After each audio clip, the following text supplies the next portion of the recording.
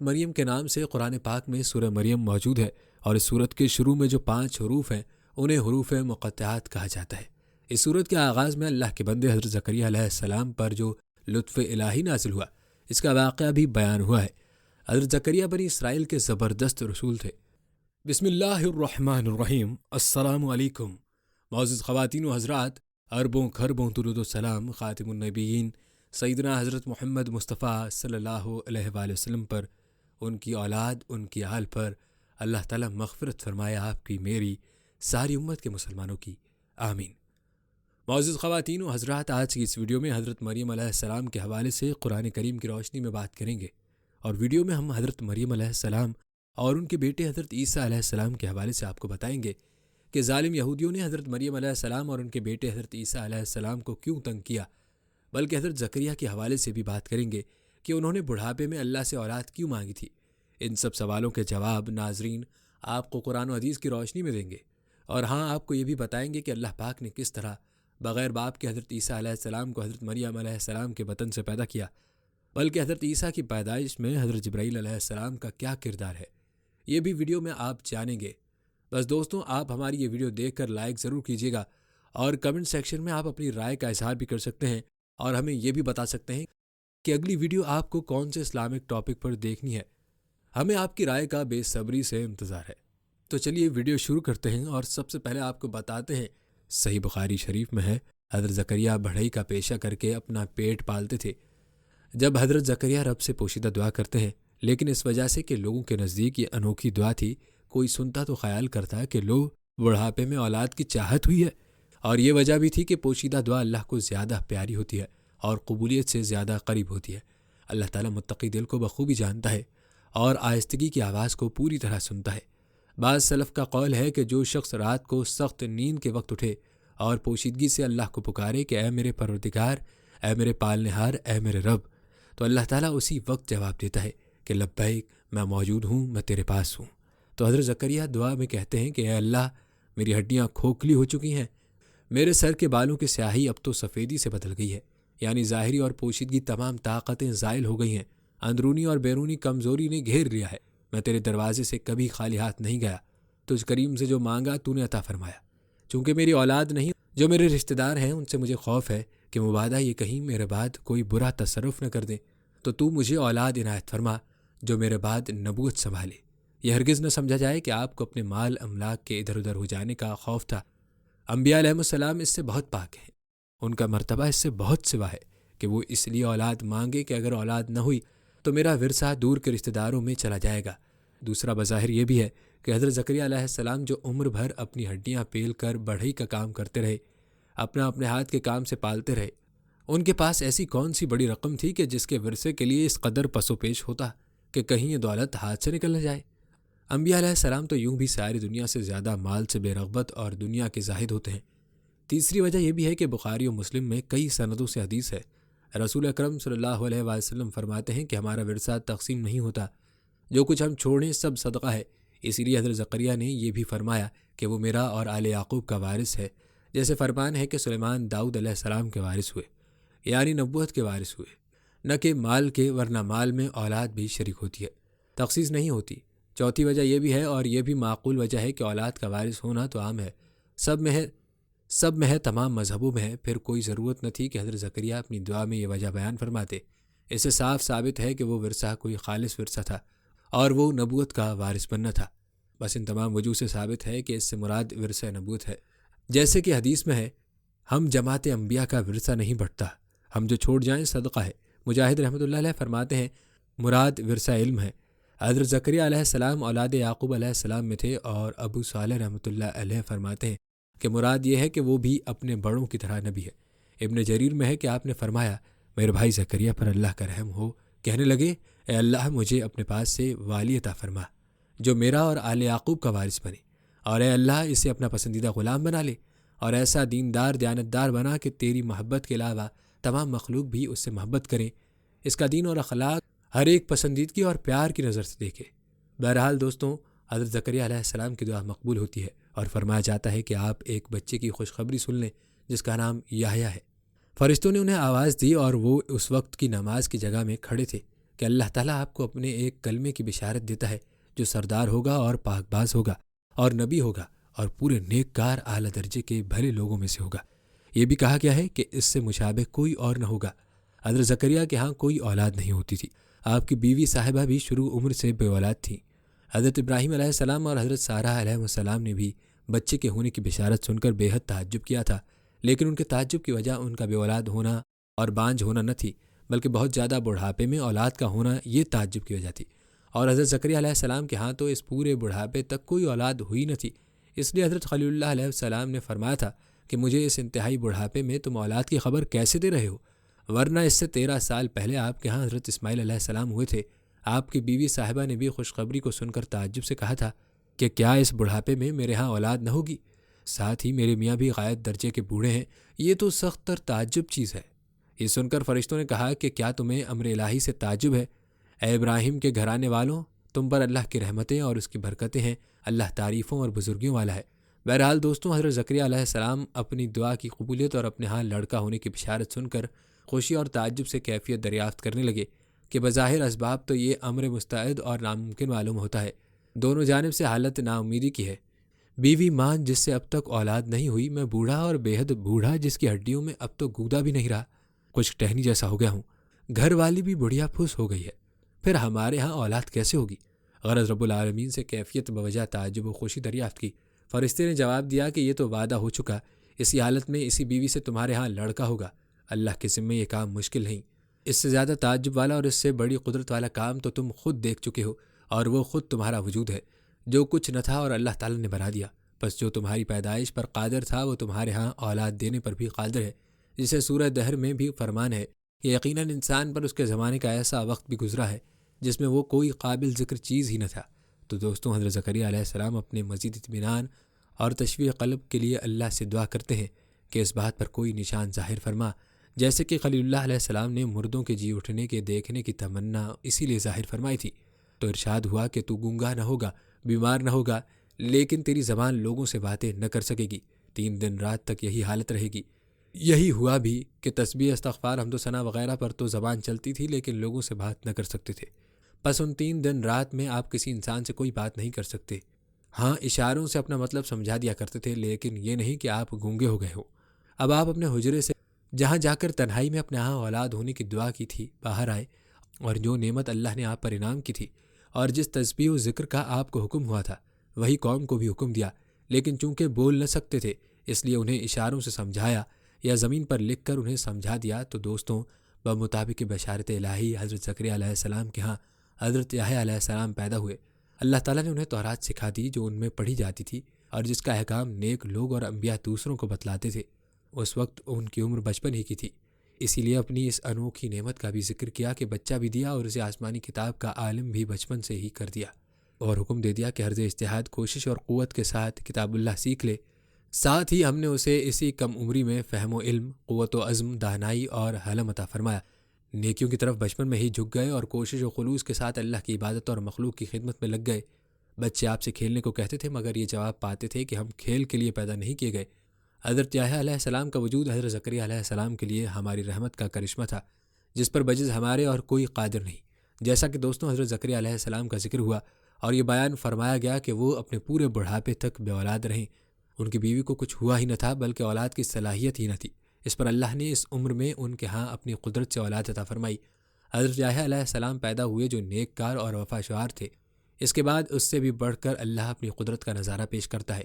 حضرت مریم علیہ السلام کا واقعہ بیان کرتا ہے کہ وہ کنواری تھیں، کسی مرد کا ہاتھ تک انہیں نہ لگا تھا، اور بے مرد کے اللہ تعالیٰ نے محض اپنی قدرت کاملہ سے انہیں اولاد عطا فرمائی۔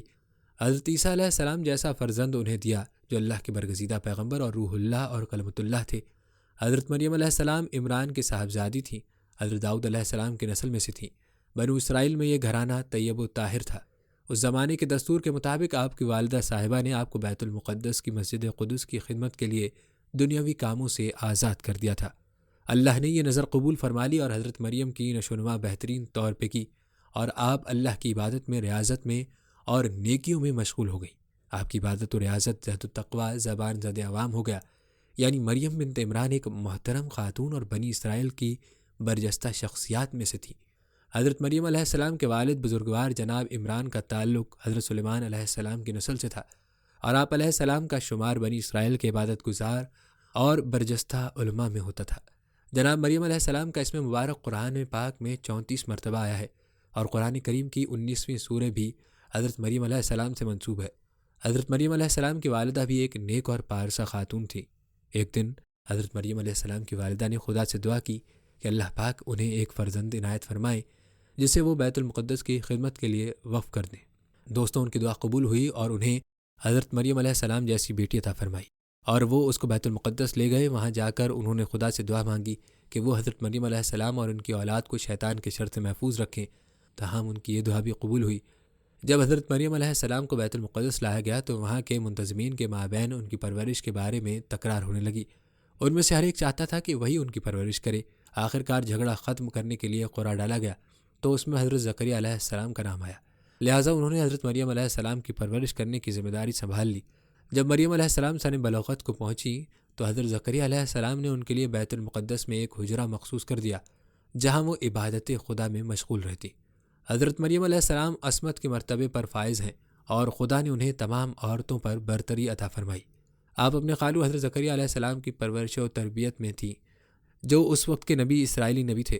تمام بنی اسرائیل دینی امور میں انہی کے تابع فرمان تھے۔ حضرت زکریہ علیہ السلام پر حضرت مریم علیہ السلام کی بہت سی کرامتیں ظاہر ہوئیں، خصوصاً یہ کہ جب آپ ان کے عبادت خانے میں جاتے نئے قسم کے بے موسم پھل وہاں موجود پاتے، دریافت کیا کرتے کہ مریم یہ کہاں سے آئے؟ جواب ملا کہ اللہ تعالیٰ کے پاس سے، وہ ایسا قادر ہے کہ جس سے چاہے بے حساب روزیاں عطا فرمائے۔ اب اللہ تعالیٰ کا ارادہ ہوا کہ حضرت مریم کے بطن سے حضرت عیسیٰ علیہ السلام کو پیدا کرے، جو من جملہ 5 اولو العزم پیغمبروں کے ایک ہیں۔ آپ مسجد قدس کے مشرقی جانب گئیں، یا تو بے وجہ کپڑے آنے کے یا کسی اور سبب سے۔ ابن عباس رضی اللہ تعالیٰ عنہ فرماتے ہیں کہ اہل کتاب پر بیت اللہ شریف کی طرف متوجہ ہونا اور حج کرنا فرض کیا گیا تھا، لیکن چونکہ مریم صدیقہ رضی اللہ تعالیٰ عنہ بیت المقدس سے مشرق کی طرف گئی تھی جیسے فرمان الہی ہے، اس وجہ سے ان لوگوں نے مشرق رخ نمازیں شروع کر دیں۔ حضرت عیسیٰ علیہ السلام کی ولادت گاہ کو انہوں نے از خود قبلہ بنا لیا۔ مروی ہے کہ جس جگہ آپ گئی تھی وہ جگہ یہاں سے دور اور بے آباد تھی۔ کہتے ہیں کہ وہاں آپ کا کھیت تھا جسے پانی پلانے کے لیے آپ گئی تھی۔ یہ بھی کہا گیا ہے کہ وہیں حجرہ بنا لیا تھا کہ لوگوں سے الگ تھلگ عبادت الہی میں فراغت کے ساتھ مشغول رہیں۔ بہرحال جب حضرت مریم لوگوں سے دور گئیں اور ان میں اور آپ میں حجاب ہو گیا، اللہ تعالیٰ نے آپ کے پاس اپنے امین فرشتے حضرت جبرائیل علیہ السلام کو بھیجا۔ وہ پوری انسانی شکل میں آپ پر ظاہر ہوئے۔ آپ نے جب اس تنہائی کے مکان میں ایک غیر شخص کو دیکھا تو یہ سمجھ کر کہ کہیں یہ کوئی برا آدمی نہ ہو، اسے اللہ کا خوف دلایا کہ اگر تو پرہیزگار ہے تو اللہ کا خوف کر، میں اللہ کی پناہ چاہتی ہوں۔ اتنا پتہ تو آپ کو ان کے بشرے سے چل گیا تھا کہ یہ کوئی بھلا انسان ہے، اور یہ جانتی تھی کہ نیک شخص کو اللہ کا ڈر اور خوف کافی ہے۔ فرشتے نے آپ کا خوف و ہراس، ڈر اور گھبراہٹ دور کرنے کے لیے صاف کہہ دیا کہ اور کوئی گمان نہ کرو، میں تو اللہ کا بھیجا ہوا فرشتہ ہوں۔ کہتے ہیں کہ اللہ کا نام سن کر حضرت جبرائیل علیہ السلام کانپ اٹھے، اس لیے اللہ نے مجھے بھیجا ہے کہ وہ تجھے ایک پاک نفس فرزند عطا کرنا چاہتا ہے۔ یہ سن کر مریم صدیقہ علیہ السلام کو اور تعجب ہوا کہ سبحان اللہ، مجھے بچہ کیسے پیدا ہوگا؟ میرا تو نکاح ہی نہیں ہوا اور برائی کا مجھے تصور تک نہیں ہوا۔ میرے جسم پر کسی انسان کا کبھی ہاتھ ہی نہیں لگا، میں بدکار نہیں، پھر میرے ہاں اولاد کیسی؟ فرشتے نے آپ کے تعجب کو یہ فرما کر دور کرنا چاہا کہ یہ سب سچ ہے، لیکن اللہ اس پر قادر ہے کہ بغیر خاوند کے اور بغیر کسی اور بات کے بھی اولاد دے دے۔ وہ جو چاہے ہو جاتا ہے۔ اللہ تعالیٰ اس بچے کو اور اس واقعے کو اپنے بندوں کی تذکیر کا سبب بنا دے گا۔ یہ قدرت الہی کی ایک نشانی ہوگی تاکہ لوگ جان لیں کہ وہ خالق ہر طرح کی پیدائش پر قادر ہے۔ آدم علیہ السلام کو بغیر عورت مرد کے پیدا کیا، حوا کو صرف مرد سے بغیر عورت کے پیدا کیا، باقی تمام انسانوں کو مرد و عورت سے پیدا کیا، سوائے حضرت عیسیٰ علیہ السلام کے، وہ بغیر مرد کے صرف عورت سے ہی پیدا ہوئے۔ بس تقسیم کی یہ 4 ہی صورتیں ہو سکتی تھیں جو سب پوری کر دی گئیں اور اپنی کمال قدرت اور عظیم سلطنت کی مثال قائم کر دی۔ فی الواقعہ نہ اس کے سوا کوئی معبود، نہ پروردگار، اور یہ بچہ اللہ کی رحمت بنے گا، رب کا پیغمبر بنے گا، اللہ کی عبادت کی دعوت اس کی مخلوق کو دے گا۔ جیسے اور آیت میں ہے کہ فرشتوں نے کہا، اے مریم، اللہ تعالیٰ تجھے اپنے ایک کلمے کی خوشخبری سناتا ہے جس کا نام مسیح عیسیٰ بن مریم ہوگا، جو دنیا اور آخرت میں آبرودار ہوگا، اور ہوگا بھی اللہ کا مقرب۔ وہ گہوارے میں ہی بولنے لگے گا اور ادھیڑ عمر میں بھی اور صالح لوگوں میں سے ہوگا، یعنی بچپن اور بڑھاپے میں اللہ کے دین کی دعوت دے گا۔ مروی ہے کہ حضرت مریم نے فرمایا کہ خلوت اور تنہائی کے موقع پر مجھ سے حضرت عیسیٰ علیہ السلام بولتے تھے اور مجمع میں اللہ کی تسبیح بیان کرتے تھے۔ یہ حال اس وقت کا ہے جب کہ آپ میرے پیٹ میں تھے۔ مروی ہے کہ جب حضرت مریم فرمان الہی تسلیم کر چکیں اور اس کے آگے گردن جھکا دی تو حضرت جبرائیل علیہ السلام نے ان کے کرتے کے گریباں میں پھونک ماری، جس سے انہیں بحکم رب حمل ٹھہر گیا۔ اب تو سخت گھبرائی اور یہ خیال کلیجہ محسوسنے لگا کہ میں لوگوں کو کیا منہ دکھاؤں گی، لاکھ اپنی برات پیش کروں لیکن اس انوکھی بات کو کون مانے گا۔ اسی گھبراہٹ میں آپ تھیں، کسی سے یہ واقعہ بیان نہیں کیا تھا۔ ہاں، جب آپ اپنی خالہ حضرت زکریا علیہ السلام کی بیوی کے پاس گئیں تو وہ آپ سے معانقہ کر کے کہنے لگی، بچی اللہ کی قدرت سے اور تمہارے خالو کی دعا سے میں اس عمر میں حاملہ ہو گئی ہوں۔ آپ نے فرمایا، خالہ جان، میرے ساتھ یہ واقعہ گزرا اور میں بھی اپنے آپ کو اسی حالت میں پاتی ہوں، چونکہ یہ گھرانہ نبی کا گھرانہ تھا۔ وہ قدرت الہی پر اور صداقت مریم پر ایمان لائیں۔ اب یہ حالت تھی کہ جب کبھی یہ دونوں پاک عورتیں ملاقات کرتیں تو خالہ صاحبہ یہ محسوس فرماتی کہ گویا ان کا بچہ بھانجی کے بچے کے سامنے جھکتا ہے اور اس کی عزت کرتا ہے۔ ان کے مذہب میں یہ جائز بھی تھا۔ اسی وجہ سے حضرت یوسف علیہ السلام کے بھائیوں نے اور آپ کے والد نے آپ کو سجدہ کیا تھا، اور اللہ نے فرشتوں کو حضرت آدم علیہ السلام کے سامنے سجدہ کرنا حرام ہو گیا، کیونکہ یہ تعظیم الہی کے خلاف ہے، اس کی جلالت کے شایان شان نہیں۔ امام مالک رحمۃ اللہ علیہ فرماتے ہیں، حضرت عیسیٰ علیہ السلام اور حضرت یحییٰ علیہ السلام خالہ زاد بھائی تھے، دونوں ایک ہی وقت حمل میں تھے۔ حضرت یحییٰ علیہ السلام کی والدہ اکثر حضرت مریم سے فرماتی تھیں کہ مجھے تو ایسا معلوم ہوتا ہے کہ میرا بچہ تیرے بچے کے سامنے سجدہ کرتا ہے۔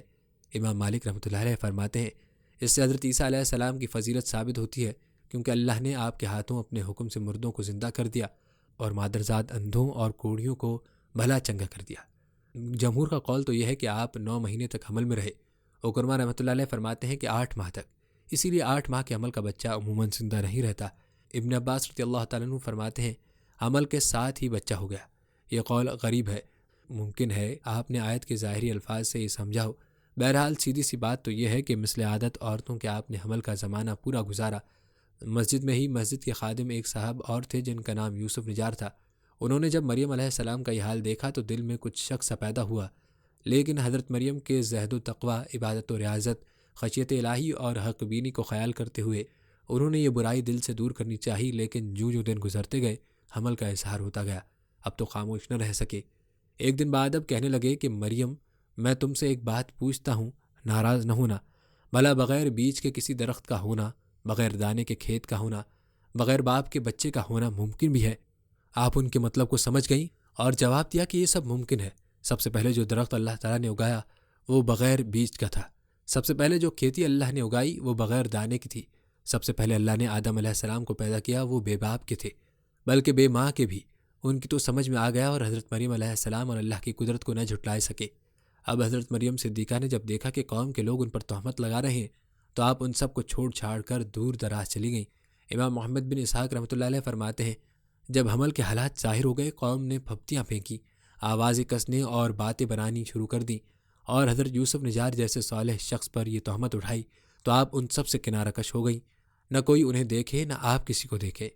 جب درد زہ اٹھا تو آپ کھجور کے ایک درخت کی جڑ میں آ بیٹھی۔ کہتے ہیں کہ یہ خلوت خانہ بیت المقدس کی مشرقی جانب کا حجرہ تھا۔ یہ بھی قول ہے کہ شام اور مصر کے درمیان آپ پہنچ چکی تھیں۔ اس وقت بچہ ہونے کا درد شروع ہوا، اور قول ہے کہ بیت المقدس سے آپ 8 میل چلی گئی تھیں۔ اس بستی کا نام بیت لحم تھا۔ مشہور بات بھی یہی ہے اور نصرانیوں کا تو اس پر اتفاق ہے۔ بہرحال اس وقت آپ موت کی تمنا کرنے لگیں، جانتی تھیں کہ کوئی انہیں سچا نہ کہے گا، ان کے بیان کردہ واقعے کو ہر شخص گھڑنت سمجھے گا، دنیا آپ کو پریشان کر دے گی اور عبادت و اطمینان میں خلل پڑے گا، ہر شخص برائی سے یاد کرے گا اور لوگوں پر برا اثر پڑے گا۔ تو فرمانے لگیں، کاش کہ میں اس حالت سے پہلے ہی اٹھا لی جاتی، بلکہ میں پیدا ہی نہ کی جاتی۔ اس قدر شرم و حیا دامن گیر ہوئی کہ آپ نے اس تکلیف پر موت کو ترجیح دی اور تمنا کی کہ کاش میں کھوئی ہوئی اور یاد سے اتری ہوئی چیز ہو جاتی، کہ نہ کوئی یاد کرے، نہ ڈھونڈے، نہ ذکر کرے۔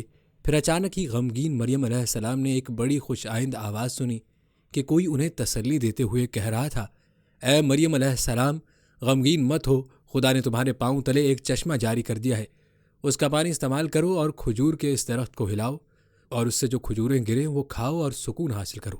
دوستوں، اگرچہ ان الفاظ سے پریشان حضرت مریم علیہ السلام کو خاصی تسلی ہوئی، لیکن پھر بھی وہ لوگوں کے طعن و تشنی کا تصور کر کے دل ہی دل میں ڈر رہی تھی۔ تاہم اس صورتحال کا مقابلہ کرنے کے لیے انہیں یہ بات بھی سمجھائی گئی کہ جب کوئی شخص تمہیں آواز دے رہا ہو تو اس سے کہہ دو کہ میں رضا خداوندی کے لیے روزے سے ہوں، اس لیے کسی سے بات چیت نہیں کر سکتی۔ اس کے بعد حضرت مریم علیہ السلام نے اپنے پیارے بیٹے کو سینے سے لگایا اور بیت المقدس آ گئیں، لیکن ابھی وہ وہاں پہنچی ہی تھیں کہ یہودیوں نے انہیں گھیر لیا۔ وہ انہیں ناروا کلمات کہنے اور طرح طرح کی تہمت لگا کر پریشان کرنے لگے۔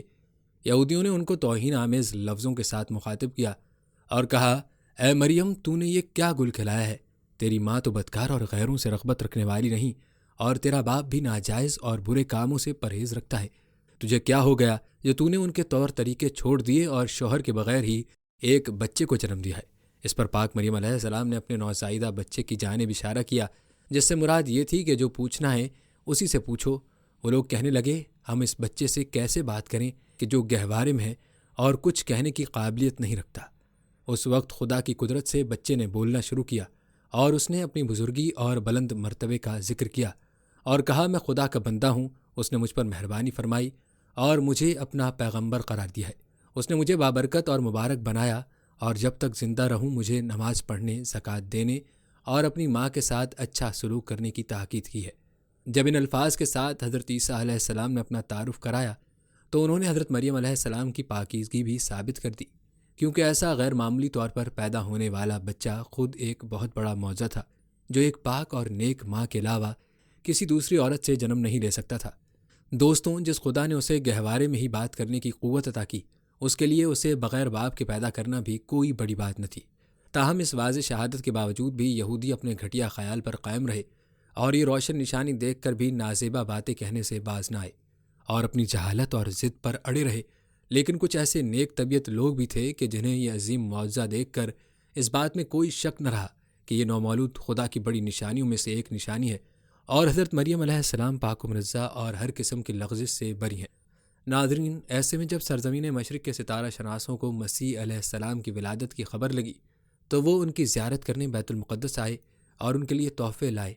انہی دنوں یہودیوں کے بادشاہ ہیرودس کو حضرت عیسیٰ علیہ السلام کے پیدا ہونے کی خبر پہنچی تو وہ ڈر گیا کہ ایسا نہ ہو کہ اس کی سلطنت میں کوئی خلل واقع ہو جائے، لہٰذا اس نے آپ کو قتل کرنے کا ارادہ کر لیا۔ لیکن حضرت مریم علیہ السلام نے جو ہی خطرہ محسوس کیا تو حضرت عیسیٰ علیہ السلام کو لے کر مصر چلی گئیں اور وہاں آپ علیہ السلام کی پرورش کرتی رہیں، حتیٰ کہ وہ 30 سال کے ہو گئے اور خدا نے ان پر انجیل نازل کی۔ پھر آپ علیہ السلام بیت المقدس تشریف لائے اور یہودیوں کو دین حق کی طرف بلایا۔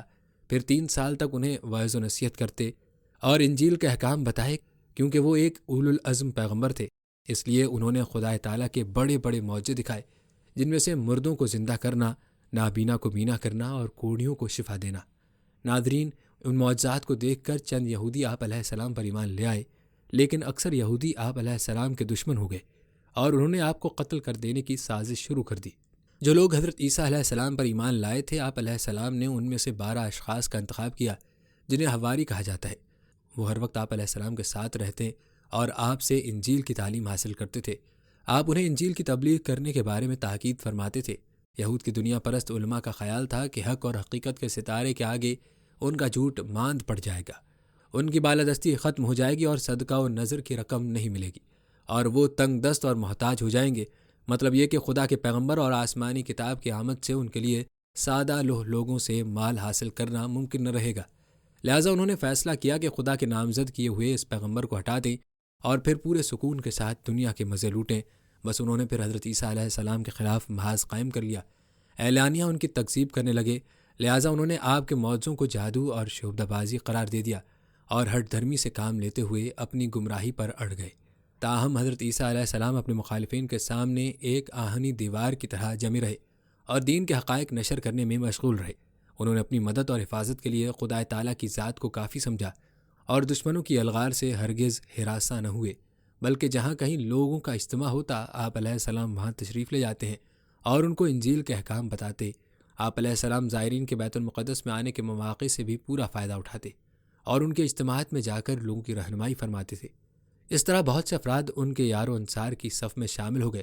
اگرچہ یہ صورتحال دیکھ کر یہودیوں کے دلوں میں دشمنی کی آگ اور بھی بڑھ چکی تھی، لیکن وہ خدا تعالیٰ کی رضا اور تائید کے مقابلے میں کچھ نہ کر سکتے تھے۔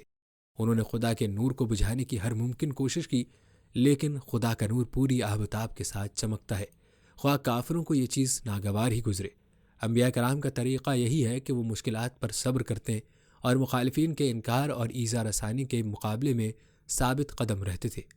وہ اپنے فریضے کو انجام دینے سے دستبردار نہیں ہوتے تھے، بلکہ پوری استقامت کے ساتھ رسالت کے کام کو تکمیل کے مرحلے تک پہنچاتے تھے۔ دوستوں، اسی طرح حضرت عیسیٰ علیہ السلام بھی اپنے حواریوں سمیت رسالت کی انجام دہی اور انجیل کی تبلیغ میں ہر طرح کی تکلیف اٹھاتے ہوئے شہروں اور قصبوں میں خالص توحید اور شریعت کے احکام کی اشاعت میں مشغول ہو گئے۔ وہ چند دن تک کسی ایک آبادی میں دین کی تبلیغ کرتے اور پھر کسی اور جگہ چلے جاتے۔ یوں آپ علیہ السلام لوگوں کو خدائے واحد پر ایمان لانے بلکہ قیامت اور جنت و دوزخ پر اعتقاد کی دعوت دیتے، ان کے دلوں میں انسانی اخلاق کو راسخ کرتے اور اپنے وعظ و نصیحت کے ذریعے معاشرے سے گناہوں کا میل دور کرتے تھے۔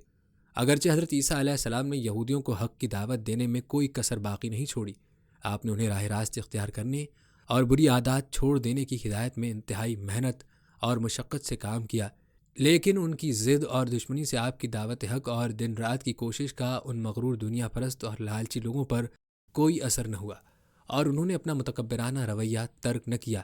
ان کی اس روگردانی اور دشمنی کا اصل سبب پیشوائی اور سرداری کی بے پناہ خواہش تھی، کیونکہ وہ محسوس کر رہے تھے کہ حضرت عیسیٰ علیہ السلام کی دعوت کے باعث ان کی قیادت خطرے میں ہے، ان کی سرداری کا دور ختم ہونے والا ہے اور اب وہ کسی کے ہاتھ میں جانے والی ہے۔ چنانچہ یہودی خدا کے پیغمبر اور پاکیزگی کے پیکر حضرت عیسیٰ علیہ السلام کی مخالفت سے باز نہ آئے، یہاں تک کہ ان پر شورش پھیلانے اور ملک کا امن و امان برہم کرنے کا الزام دھرا اور ان کو فتنہ و فساد کی جڑ قرار دیا۔ ناظرین، یہودی یہ سمجھتے تھے کہ وہ اپنی ایسی گھناؤنی سازشوں سے حضرت عیسیٰ علیہ السلام کو ہرا لیں گے، لیکن یہ ان کی بھول تھی۔ تاہم حضرت عیسیٰ علیہ السلام اپنے خدا پر بھروسہ کرتے تھے اور انہیں اطمینان تھا کہ خدا آپ علیہ السلام کا بہترین حافظ اور مددگار ہے، کیونکہ اس نے ان سے وعدہ کر رکھا تھا کہ وہ انہیں دشمنوں کے مکر و فریب سے اپنی امان میں رکھے گا۔ ناظرین، یہودیوں نے ایک اور طریقے سے دین حق کا راستہ روکا۔ انہوں نے حضرت عیسیٰ علیہ السلام کی دعوت کو جادو ٹونے کا نام دیا۔ انہوں نے یہ بھی کہا کہ یہ شخص حضرت موسیٰ علیہ السلام کے دین سے پھر گیا ہے، اس نے ان کی شریعت کو ترک کر دیا ہے۔ پھر انہوں نے حضرت عیسیٰ علیہ السلام کے بارے میں باہم مشورہ کیا اور بالآخر اس جلیل القدر پیغمبر کو قتل کرنے کا فیصلہ کر لیا۔ اپنا یہ مقصد حاصل کرنے کی خاطر انہوں نے حضرت عیسیٰ علیہ السلام کی تلاش شروع کر دی، کیونکہ جس شخص کے ٹھکانے کا علم نہ ہو اس تک پہنچنا بھی مشکل ہوتا ہے۔ اس لیے انہوں نے اپنے کئی جاسوسوں کو ادھر ادھر دوڑایا۔ اس اثنا میں انہیں شمون الصفار نامی ایک حواری مل گئے۔ انہوں نے ان سے حضرت عیسیٰ علیہ السلام کے بارے میں پوچھ گچھ کی، لیکن یہودیوں کو ان سے کوئی معلومات حاصل نہ ہوئی۔ پھر ان یہودیوں کو ایک اور حواری یہودا نظر آیا کہ جو دنیا پرست اور دھوکے باز تھا۔ جب یہودیوں نے اس سے حضرت عیسیٰ علیہ السلام کے بارے میں پوچھا تو اس نے اپنے محسن استاد حضرت عیسیٰ کے دشمنوں کو ان کا ٹھکانہ بتا دیا۔ چنانچہ حضرت عیسیٰ علیہ السلام ایک غار میں اپنے پروردگار سے راز و نیاز میں مشغول تھے کہ یہودیوں نے انہیں پکڑ لیا اور سولی پر لٹکانے کے لیے لے گئے۔ ناظرین، وہ یہودی یہ سمجھ رہے تھے کہ انہوں نے اپنا مقصد حاصل کر لیا ہے اور ان کی پریشانیاں ختم ہو گئی ہیں۔ تاہم یہ ان کی بھول تھی۔ خدا کی قدرت انسان کی تدبیر سے کہیں بڑھ کر ہے، کیونکہ جب وہ کسی کام کا ارادہ کرتا ہے تو اس کے ساتھ ہی وہ کام انجام پا جاتا ہے اور اس میں کوئی رکاوٹ پیش نہیں آ سکتی۔ اور پھر حضرت عیسیٰ علیہ السلام تو خدا کی ایک بہت بڑی نشانی تھے اور ان کی ولادت غیر معمولی طور پر ہوئی تھی، لہٰذا یہ لازم تھا کہ ان کی زندگی عام لوگوں سے مختلف ہوتی۔ لہٰذا اس خطرناک موقع پر جب کہ دشمنوں نے انہیں گھیر رکھا تھا اور ان کا خون بہانے کے درپے تھے، رب العالمین کا دست قدرت ان کو رہائی دلانے کے لیے آگے بڑھا اور انہیں سولی چڑھنے سے پہلے ہی آسمان کی طرف اٹھا لیا، جہاں وہ زندہ سلامت موجود ہیں۔ ناظرین، جب حضرت امام مہدی علیہ السلام دنیا کو عدل و انصاف سے بھرنے کے لیے ظہور فرمائیں گے تو حضرت عیسیٰ علیہ السلام بھی آسمان سے اتریں گے اور ان کی اقتداء میں نماز ادا کریں گے۔ جس وقت پر حضرت عیسیٰ علیہ السلام کو آسمان پر اٹھایا گیا اس وقت ان کی عمر 35 سال تھی۔ اس واقعے کا دوسرا پہلو یہ ہے کہ ایک انتقام لینے والا ہاتھ جو ہے اس لیے ضروری ہے کہ جلد یا بدیر مجرموں کو ان کے کیے کی سزا ملے گی۔ چنانچہ جس طرح غدار شخص یہودا نے چند ٹکوں کی خاطر حضرت عیسیٰ علیہ السلام کو گرفتار کروایا تھا، اس کی شکل حضرت عیسیٰ علیہ السلام سے ملتی تھی، اس لیے حضرت عیسیٰ علیہ السلام کی جگہ اس کو سولی پر لٹکا دیا گیا، گویا جو کنواں اس نے خدا کے پیغمبر علیہ السلام کے لیے کھودا تھا وہ خود ہی اس میں جا گرا۔ حضرت عیسیٰ علیہ السلام نے اپنی ظاہری زندگی کے آخری ایام میں جناب شمون کو اپنا وسیع اور جانشین بنایا تھا۔ حضرت یحییٰ علیہ السلام نے آپ علیہ السلام کی تصدیق کی اور آپ علیہ السلام کی شریعت کے مبلغ بنے۔ حضرت عیسیٰ علیہ السلام کی شریعت پیغمبر اسلام حضرت محمد مصطفیٰ صلی اللہ علیہ وسلم کی بعثت تک جاری رہی۔ آج بھی دنیا میں حضرت مسیح علیہ السلام کی شریعت کے پیروکاروں کی تعداد سب سے زیادہ ہے۔ آپ کے پیروکاروں کو مسیحی یا عیسائی کہا جاتا ہے، لیکن حضرت عیسیٰ کے بعد آخری نبی کی شریعت پر ایمان لانا ضروری ہے، کیونکہ حضرت عیسیٰ کی شریعت منسوخ ہو چکی ہے۔ یہاں یہ بات بھی واضح کر دوں کہ اللہ رب العزت قرآن کریم میں ارشاد فرماتے ہیں کہ اسلام میں پورے داخل ہو جاؤ۔ ہمیں چاہیے کہ ہم مکمل طور پر اسلام کی پیروی کریں اور جس چیز سے اسلام نے روکا ہے اس سے مکمل طور پر اجتناب کریں۔ ہماری دعا ہے کہ اللہ رب العزت ہمیں کامل اسلام کو اختیار کرنے اور اس پر عمل پیرا ہونے کی توفیق عطا فرمائے۔ پیارے دوستوں، یہاں پر سورہ مریم کے حوالے سے مزید جانتے ہیں کہ اس صورت میں اللہ قیامت کے دن دوزخیوں کے لیے کیا فرما رہے ہیں۔ تو دوستوں، اس صورت میں اللہ کا ارشاد ہے کہ آج دنیا میں یہ کفار آنکھیں بند کیے ہوئے اور کانوں میں جیسے ٹھوسنے ہوئے ہیں، لیکن قیامت کے دن ان کی آنکھیں خوب روشن ہو جائیں گی اور کان بھی خوب کھل جائیں گے، جیسے فرمان الہی ہے۔ کاش کہ تو دیکھتا جب یہ گنہگار لوگ اپنے رب کے سامنے شرمسار سر نگو کھڑے ہوئے کہہ رہے ہوں گے کہ اے اللہ، ہم نے دیکھا سنا، بس اس دن نہ دیکھنا کام آئے گا، نہ سننا، نہ حسرت و افسوس کرنا، نہ واویلا کرنا۔ اگر یہ لوگ اپنی آنکھوں اور اپنے کانوں سے دنیا میں کام لے کر اللہ کے دین کو مان لیتے تو آج انہیں حسرت و افسوس نہ کرنا پڑتا۔ اس دن آنکھیں کھولیں گے اور آج اندھے بہرے بنے پھرتے ہیں، نہ ہدایت کو طلب کرتے ہیں، نہ دیکھتے ہیں، نہ بھلی باتیں سنتے ہیں، نہ مانتے ہیں۔ مخلوق کو اس حسرت والے دن سے خبردار کر دیجئے جب کہ تمام کام کا فیصلہ کر دیا جائے گا، جنتی جنت میں اور دوزخی دوزخ میں بھیج دیے جائیں گے۔ اس حسرت و ندامت کے دن سے یہ آج غافل ہو رہے ہیں، بلکہ ایمان و یقین بھی رکھتے ہیں۔ حضور صلی اللہ علیہ وآلہ وسلم فرماتے ہیں، جنتیوں کے جنت میں اور دوزخیوں کے دوزخ میں چلے جانے کے بعد موت کو ایک بھیڑیے کی شکل میں لایا جائے گا اور جنت دوزخ کے درمیان کھڑا کیا جائے گا۔ پھر اہل جنت سے پوچھا جائے گا، اسے جانتے ہو؟ وہ دیکھ کر کہیں گے کہ ہاں، یہ موت ہے۔ دوزخیوں سے بھی یہی سوال ہوگا اور وہ بھی یہی جواب دیں گے۔ اب حکم ہوگا اور موت کو ذبح کر دیا جائے گا اور ندا کر دی جائے گی کہ اہل جنت تمہارے لیے ہمیشہ موت نہیں، اور اہل جہنم تمہارے لیے بھی اب ہمیشہ موت نہیں۔ پھر حضور صلی اللہ علیہ وآلہ وسلم نے فرمایا، اہل دنیا غفلت دنیا میں ہے۔ ابن مسعود رضی اللہ تعالیٰ عنہ نے ایک واقعہ مطول بیان کیا ہے کہ ہر شخص اپنے دوزخ اور جنت کے گھر کو دیکھ رہا ہوگا۔ وہ دن ہی حسرت و افسوس کرنے لگیں گے۔ ادھر جنتیوں کو ان کا جہنم کا گھر دکھا کر فرمایا جائے گا کہ اگر اللہ کا احسان تم پر نہ ہوتا تو تم یہاں ہوتے۔ اور روایت میں ہے کہ موت کو ذبح کر کے جب ہمیشہ کے لیے آواز لگا دی جائے گی، اس وقت جنتی تو اس قدر خوش ہوں گے کہ مارے خوشی کے مر جائیں، اور جہنمی اس قدر رنجیدہ ہو کر چیخیں گے کہ اگر موت ہوتی تو ہلاک ہو جائیں۔ بس یہ وقت حسرت کا بھی ہوگا اور کام کے خاتمے کا بھی یہی دن ہوگا۔ یوم الحسرت بھی قیامت کے ناموں میں سے ایک نام ہے۔ پیارے دوستوں، سورہ مریم میں بتوں کی پوجا کے حوالے سے بھی اللہ نے آگاہ کیا ہے، اور حضور صلی اللہ علیہ وآلہ وسلم کو فرمایا ہے کہ مشرکین مکہ جو بت پرست ہیں اور اپنے آپ کو خلیل اللہ کا متبع خیال کرتے ہیں، ان کے سامنے اے نبی صلی اللہ علیہ وآلہ وسلم خود حضرت ابراہیم علیہ السلام کا واقعہ بیان کیجیے۔ اس سچے نبی نے اپنے باپ کی بھی پرواہ نہ کی اور اس کے سامنے بھی حق کو واضح کر دیا اور اسے بت پرستی سے روکا۔ صاف کہا کہ کیوں ان بتوں کی پوجا پاٹ کر رہے ہو جو نہ نفع پہنچا سکیں نہ ضرر۔ فرمایا کہ میں بے شک آپ کا بچہ ہوں، لیکن اللہ کا علم جو میرے پاس ہے آپ کے پاس نہیں۔ آپ میری اتباع کیجیے، میں آپ کو راہ راست دکھاؤں گا، برائیوں سے بچا دوں گا۔ ابا جی، یہ بت پرستی تو شیطان کی تابعداری ہے، وہی اس کی راہ سمجھاتا ہے اور وہی اس سے خوش ہوتا ہے۔ جیسے سورہ یاسین میں ہے، اللہ تعالیٰ فرمائے گا کہ اے انسانوں، کیا میں نے تم سے عہد نہیں لیا تھا کہ شیطان کی عبادت نہ کرنا؟ وہ تمہارا کھلا دشمن ہے۔ اور آیت میں ہے ترجمہ، یہ لوگ تو عورتوں کو پکارتے ہیں اور اللہ کو چھوڑتے ہیں، دراصل یہ سرکش شیطان کے پکارنے والے ہیں۔ آپ نے فرمایا شیطان اللہ کا نافرمان ہے، مخالف ہے، اس کی فرما برداری سے تکبر کرنے والا ہے، اسی وجہ سے راندہ درگار ہوا ہے۔ اگر تو نے بھی اس کی اطاعت کی تو وہ اپنی حالت پر بھی پہنچا دے گا۔ ابا جان، آپ کے اس شرک و عصیان کی وجہ سے مجھے تو خوف ہے کہ کہیں آپ پر اللہ کا کوئی عذاب نہ آ جائے اور آپ شیطان کے دوست اور اس کے ساتھی نہ بن جائیں اور اللہ کی مدد اور اس کا ساتھ آپ سے چھوٹ نہ جائے۔ دیکھو، شیطان خود بے کس بے بس ہے، اس کی تابعداری آپ کو بری جگہ پہنچا دے گی۔ جیسے فرمان باری ہے، یعنی یہ یقینی اور قسمیہ بات ہے کہ تجھ سے پہلے کی امتوں کی طرف بھی ہم نے رسول بھیجے، لیکن شیطان نے ان کی بدعمالیاں انہیں مزین کر کے دکھلائیں اور وہی ان کا ساتھی بن گیا، لیکن کام کچھ نہ آیا اور قیامت کے دن عذاب علیم میں پھنس گئے۔ حضرت ابراہیم علیہ السلام کے اس طرح سمجھانے پر ان کے باپ نے جو جہالت کا جواب دیا وہ بیان ہو رہا ہے کہ اس نے کہا، ابراہیم تو میرے معبودوں سے بیزار ہے، ان کی عبادت سے تجھے انکار ہے۔ اچھا سن رکھ، اگر تو اپنی اس حرکت سے باز نہ آیا، انہیں برا کہتا رہا، ان کی عیب جوئی اور انہیں گالیاں دینے سے نہ رکا، تو میں تجھے سنسار کر دوں گا۔ مجھے تو تکلیف نہ دے، نہ مجھ سے کچھ کہہ، یہی بہتر ہے کہ تو سلامتی کے ساتھ مجھ سے الگ ہو جائے، ورنہ میں تجھے سزا دوں گا، مجھ سے تو اب ہمیشہ کے لیے گیا گزرا۔ حضرت ابراہیم علیہ السلام نے فرمایا، اچھا خوش رہو، میری طرف سے آپ کو کوئی تکلیف نہ پہنچے گی، کیونکہ آپ میرے والد ہیں، بلکہ میں اللہ تعالیٰ سے دعا کروں گا کہ وہ آپ کو نیک توفیق دے اور آپ کے گناہ بخشے۔ مومنوں کا یہی شیوا ہوتا ہے کہ وہ جاہلوں سے بڑھتے نہیں، جیسے کہ قرآن میں ہے کہ مومن لغو باتوں سے منہ پھیر لیتے ہیں اور کہتے ہیں کہ ہمارے اعمال ہمارے ساتھ، تمہارے اعمال تمہارے ساتھ، تم پر سلام ہو۔ ہم جاہلوں کے در پہ نہیں ہوتے۔ پھر فرمایا کہ میرا رب میرے ساتھ بہت مہربان ہے، اسی کی مہربانی ہے کہ مجھے ایمان و اخلاص کی ہدایت کی، مجھے اس سے اپنی دعا کی قبولیت کی امید ہے۔ اسی وعدے کے مطابق آپ ان کے لیے بخشش طلب کرتے رہیں۔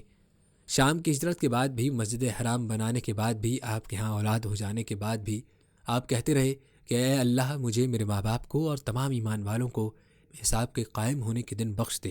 آخر اللہ تعالیٰ کی طرف سے وحی آئی کہ مشرکوں کے لیے استغفار نہ کرو۔ آپ ہی کی ابتدا میں پہل مسلمان بھی ابتدا اسلام کے زمانے میں اپنے قرابت دار مشرکوں کے لیے طلب بخشش کی دعائیں کرتے رہے۔ آخر آیت نازل ہوئی کہ بے شک ابراہیم علیہ السلام قابل اتباع ہیں، لیکن اس باب میں ان کا فعل اس قابل نہیں، اور آیت میں فرمایا کہ نبی کو اور ایمانداروں کو مشرکوں کے لیے استغفار نہ کرنا چاہیے، اور فرمایا کہ ابراہیم کا یہ استغفار صرف اس بنا پر تھا کہ آپ اپنے والد سے اس کا وعدہ کر چکے تھے، لیکن جب آپ پر واضح ہو گیا کہ وہ اللہ کے دشمن ہیں تو آپ اس سے بری ہو گئے۔ ابراہیم تو بڑے ہی اللہ کے دوست اور علم والے تھے۔ پھر فرماتے ہیں کہ میں تم سب سے اوپر تمہارے ان تمام معبودوں سے الگ ہوں، میں صرف اللہ واحد کا عابد ہوں، اس کی عبادت میں کسی کو شریک نہیں کرتا، میں فقط اسی سے دعائیں اور التجائیں کرتا ہوں، اور مجھے یقین ہے کہ میں اپنی دعاؤں میں محروم نہ رہوں گا۔ بہرحال خلیل اللہ علیہ السلام ماں باپ کو، رشتے کنبے کو، قوم و ملک کو اللہ کے دین پر قربان کر چکے، سب سے یک طرف ہو گئے، اپنے برات اور علیحدگی کا اعلان کر دیا تو اللہ نے ان کی نسل جاری کر دی۔ آپ کے ہاں حضرت اسحاق علیہ السلام پیدا ہوئے، اور حضرت اسحاق کے پیچھے یعقوب، پس حضرت یعقوب علیہ السلام کے والد ہیں ومن وراء اسحاق یعقوب، یعنی اسحاق کے پیچھے یعقوب، پس حضرت اسحاق علیہ السلام حضرت یعقوب علیہ السلام کے والد تھے۔ جیسے سورہ بقرہ کی آیت میں صاف لفظ ہیں کہ حضرت یعقوب علیہ السلام نے اپنے انتقال کے وقت اپنے بچوں سے پوچھا کہ تم سب میرے بعد کس کی عبادت کرو گے؟ انہوں نے جواب دیا کہ اسی اللہ کی جس کی عبادت آپ کرتے ہیں، اور آپ کے والد ابراہیم، اسماعیل اور اسحاق علیہ السلام۔ بس ہاں، مطلب ہی ہے کہ ہم نے اس کی نسل جاری رکھی، بیٹا دیا، بیٹے کے ہاں بیٹا دیا، اور دونوں نبی بنا کر آپ کی آنکھیں ٹھنڈی کی۔ حضرت عثمان بن عفان رضی اللہ تعالیٰ عنہ کا فرمان ہے، بندہ جو بھلائی برائی کرتا ہے اللہ تعالیٰ اسے اسی کی چادر اڑا دیتا ہے۔ اللہ پاک ہم سب کو بھلائی کرنے والا بنائے۔ پیارے دوستوں، یہاں پر حضرت عیسیٰ علیہ السلام کی موت اور قیامت کے حوالے سے بھی جان لیجئے۔ جیسا کہ پہلے بھی بیان کیا گیا، حضرت عیسیٰ علیہ السلام کی موت واقع نہیں ہوئی، بلکہ اللہ نے انہیں لوگوں کی نظروں سے غائب کر دیا، اور ان کا ظہور قیامت کے نزدیک ہوگا۔ ان کی جگہ ان کا ایک ہم شکل مصلوب ہوا، ان کو زندہ آسمان پر اٹھا لیا گیا، اور ان کا دوبارہ ظہور قیامت کے نزدیک ہوگا۔ نبی کریم صلی اللہ علیہ وآلہ وسلم کی امتی کی حیثیت سے حضرت عیسیٰ علیہ السلام کا دوبارہ نزول، امت مسلمہ کی قیادت و رہنمائی، فتنہ دجال کی سرکوبی، خنزیر کا قتل، صلیب کا توڑنا، یاجوج ماجوج کا خاتمہ، فسق و فجور کا سدباب، امن و امان کا قیام، اسلام کا بول بالا، قرب قیامت کی وہ حقیقتیں ہیں کہ جن کے ظہور کا تذکرہ احادیث کی تمام کتب بشمول صحیح بخاری اور مسلم شریف میں موجود ہے۔ آپ علیہ السلام دمشق میں مینار شرقیہ کے پاس اس وقت اتریں گے جب فجر کی نماز کے لیے اقامت ہو رہی ہوگی۔ ان کے دور میں سب مسلمان ہو جائیں گے، دجال کا قتل بھی آپ کے ہاتھوں ہوگا، اور یاجوج ماجوج کا ظہور و فساد بھی آپ کی موجودگی میں ہوگا۔ بالآخر آپ ہی کی بددعا سے ان کی ہلاکت ہوگی۔ حضور نبی کریم صلی اللہ علیہ وآلہ وسلم نے فرمایا، قسم ہے اس ذات کی جس کے ہاتھ میں میری جان ہے، ضرور ایک وقت آئے گا کہ تم میں ابن مریم علیہ السلام حاکم و عادل بن کر نازل ہوں گے۔ یہ سب قرب قیامت کے حالات ہیں جو نبی اکرم صلی اللہ علیہ وآلہ وسلم نے بیان فرمائے۔ دوستوں، سورہ آل عمران کی آیت 55 میں اللہ نے اپنے رسول حضرت عیسیٰ ابن مریم علیہ السلام سے 5 وعدے فرمائے۔ سب سے پہلا وعدہ یہ تھا کہ ان کی موت یہودیوں کے ہاتھوں قتل کے ذریعے نہیں ہوگی، بلکہ طبی طور پر وقت مقررہ پر ہوگی، اور یقیناً وہ وقت قیامت کے نزدیک آئے گا جب حضرت عیسیٰ علیہ السلام آسمان سے زمین پر نازل ہوں گے۔ دوسرا وعدہ عالم بالا کی طرف اٹھا لینے کا تھا، یہ اسی وقت پورا کر دیا گیا۔ تیسرا وعدہ انہیں دشمنوں کی تہمتوں سے پاک کرنے کا تھا، وہ اس طرح پورا ہوا کہ نبی کریم صلی اللہ علیہ وآلہ وسلم تشریف لائے اور یہود کے سب الزامات کی تردید کر دی۔ چوتھا وعدہ آپ علیہ السلام کے منکرین پر قیامت تک غالب رکھنے کا ہے، چنانچہ تاریخ گواہ ہے کہ نصارہ اور مسلمان غالب رہے، اور انہی کی حکومتیں دنیا میں قائم ہوئیں اور رہیں گی۔ پانچواں وعدہ قیامت کے روز ان مذہبی اختلافات کا فیصلہ فرمانے کا ہے جو آپ سے متعلق ہیں۔ حضرت ابو ہریرہ رضی اللہ تعالیٰ عنہ سے روایت ہے کہ رسول اکرم صلی اللہ علیہ وآلہ وسلم نے فرمایا، جس رات مجھے آسمانوں پر لے جایا گیا تو میں نے حضرت موسیٰ علیہ السلام سے ملاقات کی۔ وہ متحرک اور جوش و جذبات والے تھے، ان کے بال کچھ گنگریالے تھے، گویا شنوع قبیلے کے لوگوں میں سے ہوں۔ میں نے حضرت عیسیٰ علیہ السلام سے ملاقات کی، وہ درمیان قد، سرخ و سفید چہرے والے تھے، اور یوں لگ رہے تھے گویا غسل خانے سے نہا کر نکلے ہوں۔ حضرت ابراہیم علیہ السلام کو دیکھا، اور میں ان کی اولاد میں سب سے زیادہ ان سے مشابہ ہوں۔ صحیح بخاری۔ مسند احمد میں حضرت ابو ہریرہ رضی اللہ تعالیٰ عنہ سے مروی ہے کہ رسول اکرم صلی اللہ علیہ وآلہ وسلم نے فرمایا، دنیا و آخرت میں عیسیٰ ابن مریم سے سب سے زیادہ قریب تر میں ہوں، کیونکہ ہم دونوں کے درمیان کوئی اور نبی نہیں۔ جب وہ اتریں گے تم انہیں دیکھو تو پہچان لینا، درمیانے قد کے حامل، مائل بسرخی و سفیدی، بھرے جسم والے ہیں، گویا سر سے پانی ٹپک رہا ہے، اگرچہ تری نیچے تک نہیں پہنچتی۔ وہ تمام امتوں کو ختم کر دیں گے، حتیٰ کہ ان کے زمانے میں صرف اسلام رہ جائے گا، اور زمین پر ایسی خوشحالی، برکت اور امن ہوگا کہ اونٹ اور شیر، چیتے اور گائیں، بھیڑ اور بکریاں ایک ساتھ چریں گے، بچے بچیاں سانپوں کے ساتھ کھیلیں گے، ایک دوسرے کو کوئی نقصان نہیں پہنچائے گا، جب تک اللہ نے چاہا یوں ہی ہوتا رہے گا۔ پھر حضرت عیسیٰ علیہ السلام وفات فرمائیں گے تو مسلمان ان پر نماز پڑھ کر انہیں دفنائیں گے۔ ایک روایت میں ہے کہ حضرت عیسیٰ علیہ السلام 40 سال تک دنیا میں رہیں گے۔ آپ کو روضہ اطہر میں دفنایا جائے گا، جہاں ایک قبر کی جگہ باقی ہے۔ قرآن کریم میں انبیاء کرام میں سے سب سے زیادہ ذکر حضرت عیسیٰ علیہ السلام کا کیا گیا ہے۔ سورہ آل عمران کے 11ویں رکوع میں حق تعالیٰ نے انبیاء سابقین کا ذکر ایک ہی آیت میں اجمالاً کرنے پر اکتفا فرمایا۔ اس کے بعد تقریباً 3 رکوع اور 22 آیات میں حضرت عیسیٰ علیہ السلام اور ان کے خاندان کا ذکر کیا گیا۔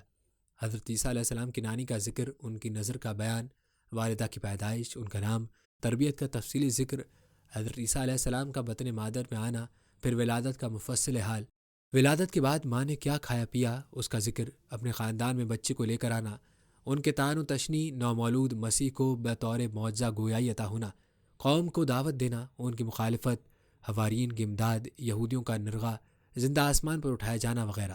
پھر احادیث متواترہ میں ان کی مزید صفات، شکل و صورت، حیت، لباس وغیرہ کی پوری تفصیلات۔ یہ ایسے حالات ہیں کہ قرآن و حدیث میں کسی نبی اور رسول کے حالات اس تفصیل سے بیان نہیں کیے گئے۔ ہماری دعا ہے کہ اللہ رب العزت ہمیں بھی قرب قیامت میں حضرت عیسیٰ علیہ السلام کا ساتھ بھی نصیب فرمائے، آمین ثم آمین یا رب العالمین۔ میرے پیارے بھائیوں اور بہنوں، اس کے ساتھ ہی میں امید کرتا ہوں کہ آپ کو ہماری آج کی ویڈیو بہت پسند آئی ہوگی۔ اگر ویڈیو اچھی لگی ہے تو ہمارے چینل کو سبسکرائب کریں اور کمنٹ سیکشن میں اپنی رائے کا اظہار ضرور دیں۔ ویڈیو کو لائک کرنا مت بھولیے گا۔ ملتے ہیں اگلی ویڈیو میں، تب تک کے لیے اللہ نگہبان۔